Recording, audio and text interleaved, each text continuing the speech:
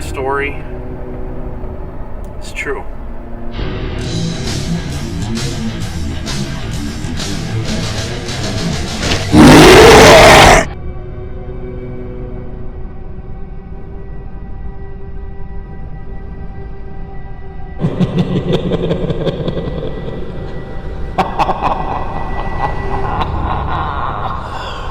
This was around the summer of 1990. My best friend lived about 4 blocks away from where I lived, and I usually walked or rode my bike to his house when we hung out.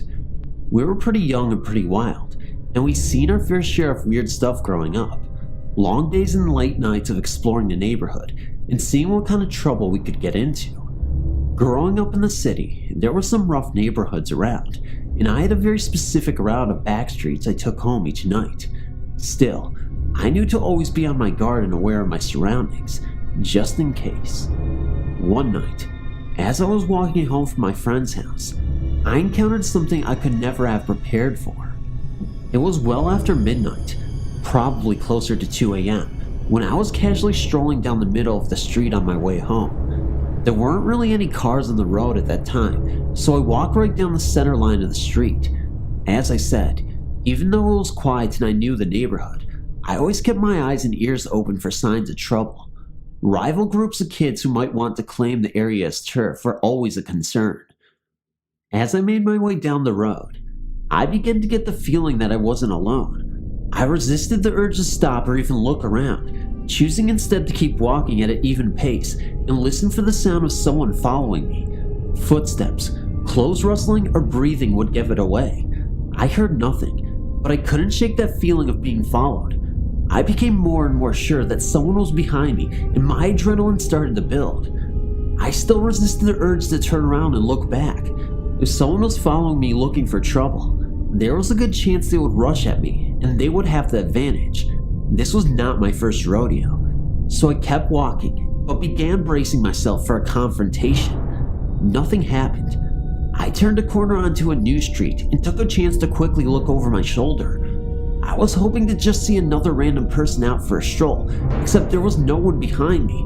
Maybe they had gone into a house. I kept walking. Moments later, I felt it again. The hair on the back of my neck stood up, and my arms broke out in goosebumps. Someone was following me. I was absolutely sure of it, only now they were clearly trying to stay hidden. Every instinct I had, this was going to be a confrontation, and I braced myself for it.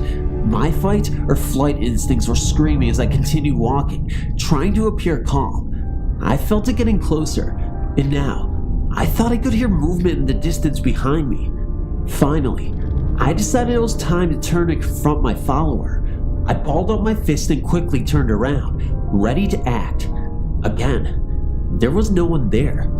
My eyes searched for signs of movement among the curbside trees and among the handful of cars parked along the street.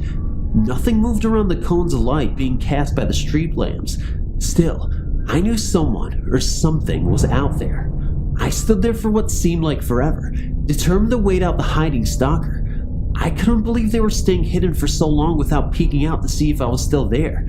I thought to myself, what the hell is going on here? After another minute of watching and waiting, I began to wonder if I imagined the whole thing. I was about to turn around and keep walking towards home. Then suddenly, about 50 feet away, I caught the shape of someone running out from behind a car and darting behind a tree. Again, my adrenaline surged, and I was caught between wanting to run for it and being frozen with panic. I kept my eyes fixed on the tree that the shadow ran to, waiting for him to make another move. Nothing happened. The tight knot of apprehension in my stomach began to melt and was replaced with anger. Who the heck was this guy screwing around with me in the middle of the night? Without thinking, I yelled out, "I know you're there, you coward! Step out and face me!" From behind the tree, what I can only describe as a vaguely human-shaped mass leaned out from behind the tree. Apart from its outline, it had no defined features except for a pair of glowing red eyes that flashed in the dim light of the street lamp. "What the hell?" I yelled, stumbling back a step, not understanding what I was seeing. The dark form stepped fully out from the shadow and took a step towards me. I don't know what came over me, but all of a sudden, I felt more angry than I ever had in my life. It was crazy. I had this sudden urge to fight, and as I looked at those dull, glowing red eyes coming towards me, all I felt was anger. I wanted to tear it apart. Still within the dim light under the tree, the dark figure took one more shambling step towards me, and I was overcome with rage. Unbelievably, I stepped forward and yelled out, "Come on!" challenging it to fight me. But instead of coming closer, the dark form reared up slightly, and I swear if it had a mouth, I knew that mouth would be grinning at me. And then it vanished. It was just gone. The feeling of rage, it was gone as well, faded away. I stood there for several more minutes trying to understand what had just happened.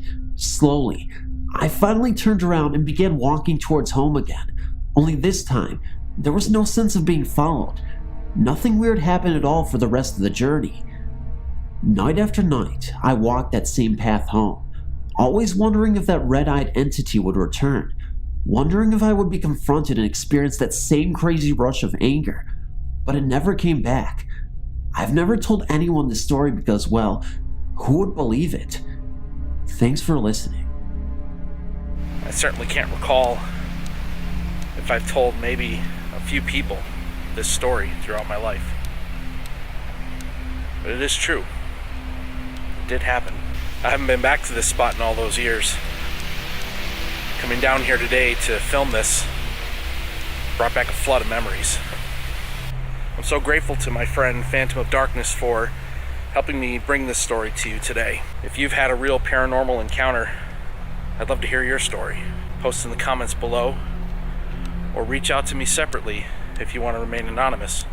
Believe me, I understand. I remained anonymous about the events that took place here on Gray Street that fateful night in 1990. But maybe you can understand a little bit of what I went through, what that experience was like. If you think I did a good job in the video, please give it a like. Maybe consider sharing on your social media this Hallows Eve. If you're new to the channel, I invite you to have a look around and see what kind of content I bring you every single week. And of course, I invite you to subscribe. I appreciate you spending a couple minutes with me as I retrace the steps of my childhood stomping ground. There's a lot of memories in this neighborhood. Some good, some not so much. And as always, I thank you so much for watching. I'll see you on the road.